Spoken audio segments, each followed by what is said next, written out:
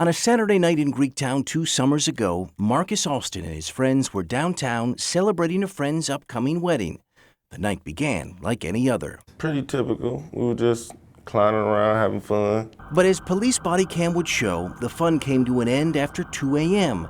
when officers flooded Monroe Street trying to clear out the remaining crowds. As he was walking to his car, Marcus said officers turned him and his friends around and sent them in another direction. They told us to go back the other way, but before we even got all the way back around, the melee happened. Push him out. Get out the way.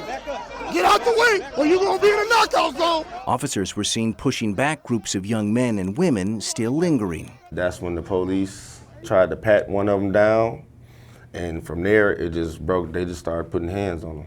At first, Marcus says officers focused their attention on a different group that was downtown that night. Body cam shows a team of officers descending on 2 men wearing ski masks, delivering repeated punches and knee strikes.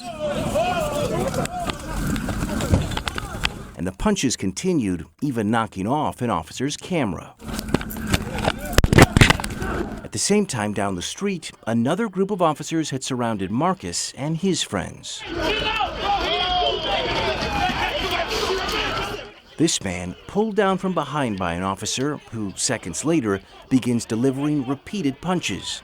Then, Officer Kairy Roberts is seen shoving a different man to the ground before another man was thrown down too.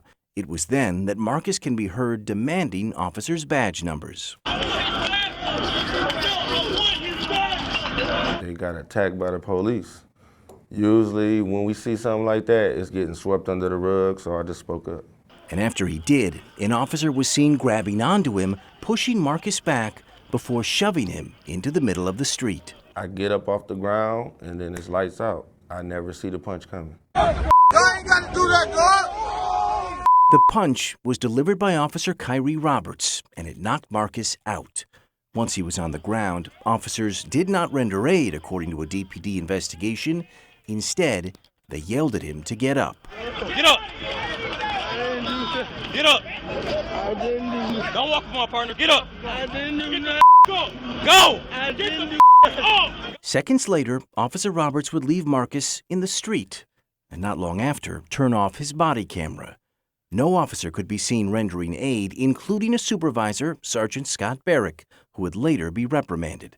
Marcus says he was later diagnosed with a concussion and herniated disc. Egregious, offensive, unnecessary, unprovoked. Johnny Hawkins is Marcus's attorney, who filed suit against the city alleging police brutality. Kairy Roberts, he's a bully, and he enjoys his job. That's the way it looked to me. After the punch, Detroit police would suspend Officer Roberts and launch an investigation, which, in July, concluded that he punched Marcus without justification.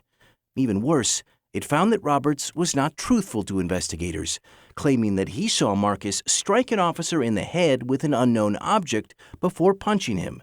But video showed no evidence an officer was struck with anything. Roberts also claimed he saw Marcus raise his left hand with a closed fist. But look at the video. It shows, and DPD agrees, Roberts wasn't making a fist at all. I wouldn't want him on my roster. That's a clear liability. But he wasn't terminated. He didn't give them a chance. With internal charges looming, Roberts resigned from Detroit on September 16th. Then, just 10 days later, there he was being sworn in at Eastpointe PD, just down the street. Why would Eastpointe want to hire an officer that Detroit was preparing to fire? Again, I'm not going to comment on that. We had questions for Eastpointe's Public Safety Director, George Rohib, who we found at last week's City Council meeting. He was found to have used excessive force. He was found to have lied. He was found to have left a man in the street that he had knocked unconscious. Why was this an officer you wanted to hire? Again, I will not comment on that. It's under review right now. Rohib would not say if he knew about the internal charges lodged against Roberts, but acknowledged he did not see the video of the punch when he hired him. In fact, the very first time he ever saw it was when we showed it to him. Wish you'd seen the video before you hired? Well, everyone makes mistakes, and we've taken a lot of chances on officers, and actually they're really good officers.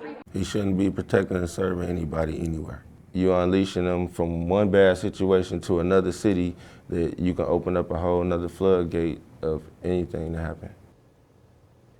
Wayne County's prosecutor declined to bring criminal charges against Officer Roberts, saying there was insufficient evidence. We did leave messages for Roberts to the Eastpointe Police Department and his union representative, but did not hear back. I also called Eastpointe's mayor, Monique Owens, and city manager, Mariah Walton, for comment, but neither returned my calls. So obviously he's now an officer in Eastpointe. They've seen the video. Can this be reversed? Well, that's a question that is actively being asked right now. So in Michigan, when you leave a police department, the state gives you a license. And once you leave a department, your license is essentially turned off. Before you go to another department, there's supposed to be an effort to make sure you are in good standing, that you can and should be an officer.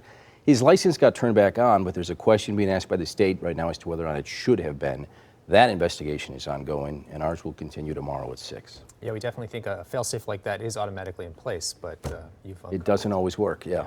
Yeah. But that's why we have you. Yeah, it is. Among Ross others. Jones. There you go. Thank you. All right.